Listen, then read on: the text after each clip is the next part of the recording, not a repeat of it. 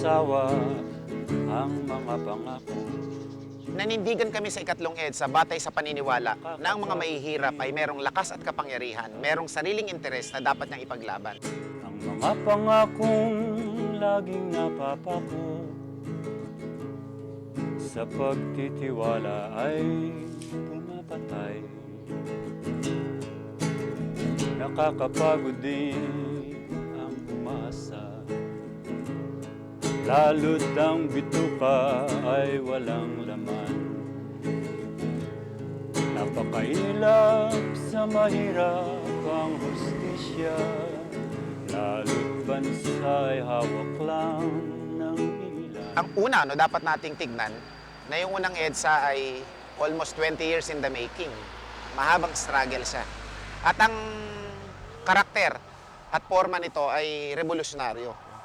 Yung pangalawang EDSA ay basically tipong rally lang talaga. Kung hindi kumampi sa Angelo Reyes, hindi yun magtatagumpay. It will be merely, yun ay magiging isang ordinaryong kilos protesta din lamang. Hindi na sana dinugtungan yung unang EDSA. Wala na sanang EDSA 2. Sapagkat, kung meron pang sumunod dun sa unang EDSA, ang ibig sabihin nito, nabura na rin yung katuturan ng unang EDSA. So kung meron man dapat na sumunod dito, tutungtong sa parehong ideya niya, dapat mas mataas pa ang agenda nito. Hindi natin maaaring iyalan tulad ang sumunod na EDSA, nakagaya ng EDSA 2, sapagkat wala man lang itong revolusyonaryong karakter. So, napakalabnaw nito kumpara doon sa unang EDSA.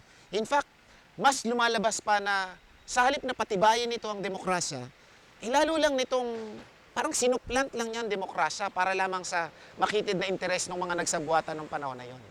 Kasi kung titignan natin yung bilang ng taong nando doon, abay dapat din nating sukatin yung bilang ng taong nagpunta ng EDSA 3. Kung gaano ka-spontaneous ang EDSA 1, ganun ko rin nakita kung gaano ka-spontaneous yung EDSA 3. Kahit nag-EDSA 3, kahit mag-EDSA 4. Ang pagtaya namin kay Pangulong Erap ng panahon ng eleksyon ay isang paniniwala na pwedeng makamit ng mga mahihirap ang kapangyarihan kung gagamitin niya ang kanyang sariling lakas at paniniwalain niya ang mismong simbolo niya na dapat niyang unahin at gampanan ang katungkulan na gamitin ang kapangyarihan ng pamahalaan para sa reformang makamahirap at reformang makamasa. Yun ang taya namin kay Erap. At sa tingin ko, yun ang naging lundo ng ikatlong EDSA. Yung i-insist yung ganong klase ng paniniwala na sinisimbolize ni Pangulong Estrada. You could see masses of people, makikita mo yung nagmamarch ang mga tao. On their own, nagpupunta sila doon. Meron silang ginagawang sariling placard.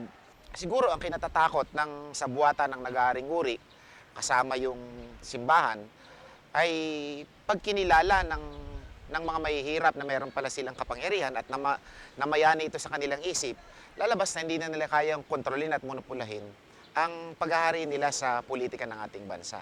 Napansin namin na yung naging reaksyon ng masa ay kakaiba na, no? Si Sierra ay naging simbolo na lamang ng kanilang pagiging mahirap. Ang naging normal, o yung parating naririnig natin sa kanila, nagpunta kami dito, Ronald, nagpunta kami dito sapagkat bilang mahirap, kabahagi kami ng pinakikipaglaban ng EDSA 3. Meaning, nakakreate na ito ng isang klase ng belongingness at class identification na solid. Naintindihan nila na mahirap kami, so dapat lamang nandito kami. Kung saan pwede pala namin gamitin yan bilang kapangyarihang maaaring makapagbago ng lipunan. Alam mo, ang unang naging tuntungan nun mismo ay yung ginawa nilang pagpahiya kay Pangulong Estrada. Nang kunin nila ito ng mugshots at palabasin na isang kriminal. Maliban dyan, yung pangungutya mismo nung mga nandoon sa EDSA 2, doon sa ginagawa naming depensa ng masa dito sa harapan ng Malacanang. Remember that during that time, simultaneous nung kanilang ginagawa doon sa EDSA, meron na kaming depensang masang inilagay dito. Sa paniniwalang, ang pagdidepensang ito ay pagdidepensa sa kanilang sariling dignidad mismo, sariling karapatan bilang mga mahihirap. Maaaring hindi yun intelektual na presentasyon ng usapin. Pero kung susuriin mo at pag-aaralan, talaga namang matibay ang paninindigang ipinakita nang talagang usapin doon, ibalik mo ang kapangyarihan ng mahihirap na naghalal kay Pangulong Estrada, na binasos mo, inagawan ng kapangyarihan, at higit sa lahat, muli mong panaigin ang pag-iral ng konstitusyon. Noong kami nanindigan para kay Erap, meron lamang kami isang malinaw na laro. Gamitin ang personalidad ni Erap upang mabilis na maintindihan ng masa at kainin yung mga nationalist concepts na sa proseso ng pag ah, ng ng pag-aaral para mamulat sila sa kamulatan ay mas mabilis at epektibo. Kung ginagawa ito ng isang ordinaryong samahan, yung ideological process ng napakamahabang panahon, ang paniniwala ng PMAP, we could hasten actually the process of educating our people by way of making nationalist concepts, by identifying nationalist concepts and all other things being represented in our struggle nung simbolismo nung ERAP. So paniniwala namin, tinaas nito yung consciousness ng mga mahihirap mula dun sa simpleng personalismo papunta sa pagkapit ng kanyang makauring interes. At para sa akin, ito yung napakamalaking gain ng ikatlong EDSA. Kung meron mang sumakay dito, problema na nila yon. What is important? Ang mahalaga sa amin ay nanindigan kami ron at pinakita namin merong kapangyarihan ng mga mahihirap. In effect, EDSA 3 is already a very concrete proof that indeed the poor has power. And if only we could maximize and utilize that power in its fullest capacity, then probably we could hasten the process of transforming the society towards the kind of society that we truly wanted it. Siguro ang dapat na i-appreciate dito ay yun mismong paglabas ng mga mahihirap, which in the past hindi nagawa ng maski sinong progresibong puwersa. Remember na pareho rin ang ginamit, at nag-mass up, nag-vigil, nagpakita ng number. Kaya lang, ang pinagkaiba nung 1-2 sa 3, may suporta ng media yung 1-2 eh. Ibig sabihin, samantalang yung 3, practically, isinarado ng media yung kanyang mata. Ang nakakapagtaka, porke ang nandoon sa EDSA 3 ay mga mahihirap, hindi maganda ang damit, mabaho, walang aral, hindi pwede. Kahit na ito ay kasimbilang o mas madami pa sa una at ikalawang EDSA. Hindi maaari. Because you don't represent actually ang sabi, hindi mo naman nire-represent ang totoong damdamin ng lipunan dahil wala kang karapatan. Hindi ka nakapag-aral bobo ka mangmang ka wala kang karapatan na magsabi. Kaya siguro nga dapat yung mga mahihirap wag na lang pabutuhin kung ganon din lang naman ang paniniwala. Well, pinakita lang ng media na meron siyang sariling interest din na hindi kinakatawan ng EDSA 3. Ngunit hindi pa rin tayo natututo. Kung susumahin mo, dapat ang EDSA ay meron lang isang partikular na mensahe at aral. Kapag ka ginamit ng mamamayan ng direkta ang kanyang kapangyarihan bilang bahagi ng sovereign people, dapat lang gumalang dito ang sino mang dapat na gumalang. Sapagkat yan ang tunay na demokrasya. At yun ang diwa talaga ng EDSA. Ano pa mang bilang meron siya.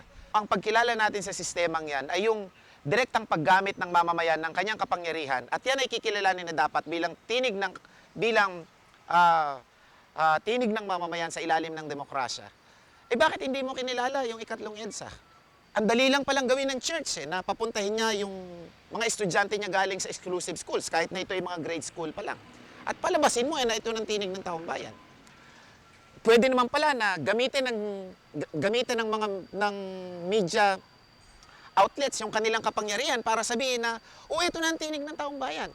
In effect, what I'm saying is that masyado na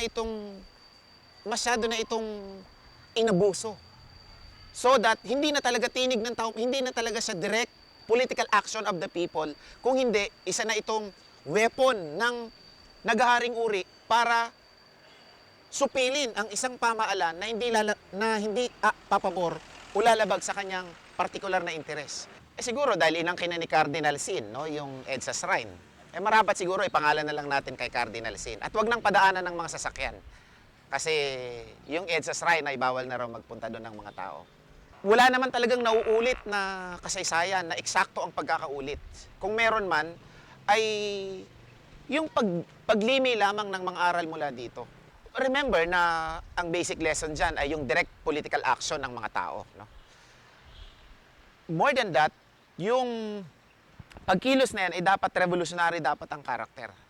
Ang aking paniniwala, kung sakali man na hindi maisaayos ng susunod na pamahalaan ang mga rekisitong batayan upang magkaroon ng isang reformang paniniwalaan ng taong bayan na papunta na sa isang mas maayos na pamamahala at mas maayos na lipunan, mas seryosong reforma, ang aking paniniwala ay maninindigan ang mga mahihirap sa isang mas mataas na forma pa ng pagkilos.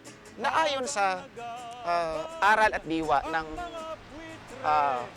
una hanggang ikatlong EDSA. Na mga leader ng nasyon, kahit nag-EDSA 3, kahit mag-EDSA 4, ang buhay natin di pa rin magbabago. Kahit mag-people power, tayo ang talo. Hanggat hindi tayo natututo.